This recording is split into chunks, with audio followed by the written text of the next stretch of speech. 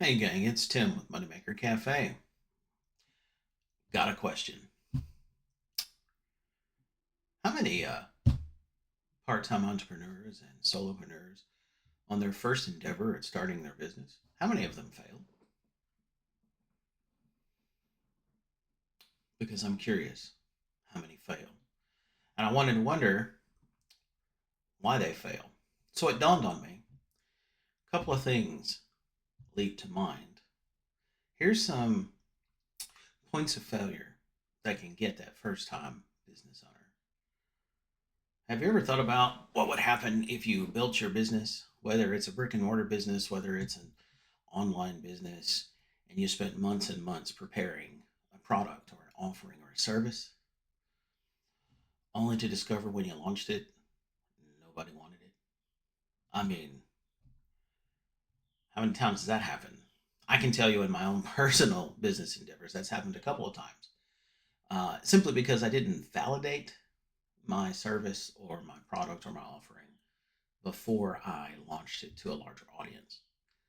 Now, I'm not going to go into the details about how you do that, but I wanted you to start thinking about the possibility of how do I validate my product, my solution, before I take it to a larger audience.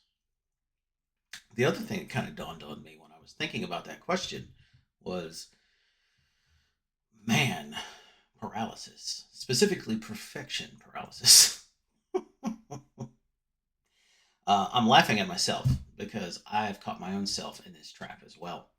Um, when I went to launch my first business endeavor, which was ELJ, video communications, then Java sessions, and a few other things, I spent so much time. I spent the better part of a year ironing out everything on the business plan, to the logo, to the graphics, to the media, the documents, the paperwork, everything, that I ended up hurting myself because I got paralyzed by the need for everything to be perfect before I launched my business or even my first sale. You can't do that. Take imperfect prioritized action and move forward. That's one of the things I've learned. But I also know many people I've talked to, many first time business owners, that's one of the things that they get stuck with, myself included.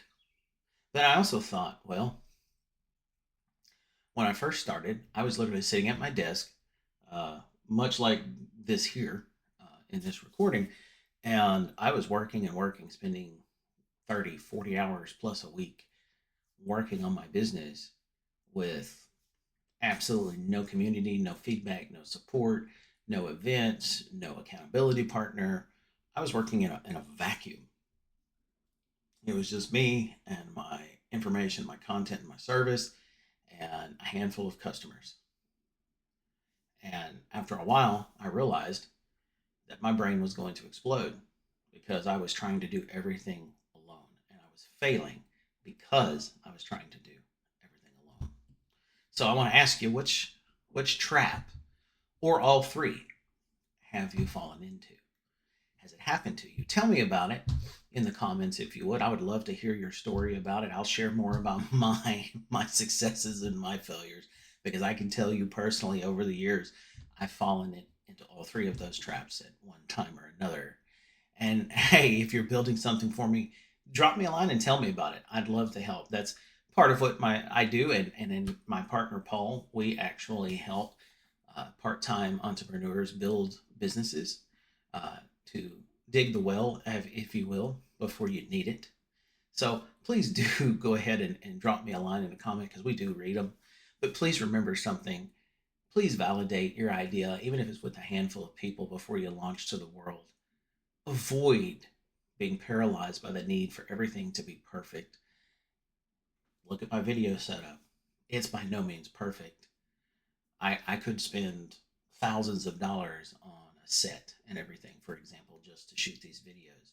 But that's not the point. The point is I want to share what I've learned and the mistakes I've made, and I want to connect with you and help each other grow. Don't go solo. That's the reason I started the YouTube channel. Paul and I met Paul shortly after I started my ideation for my business, and we discovered we had a lot of things in common.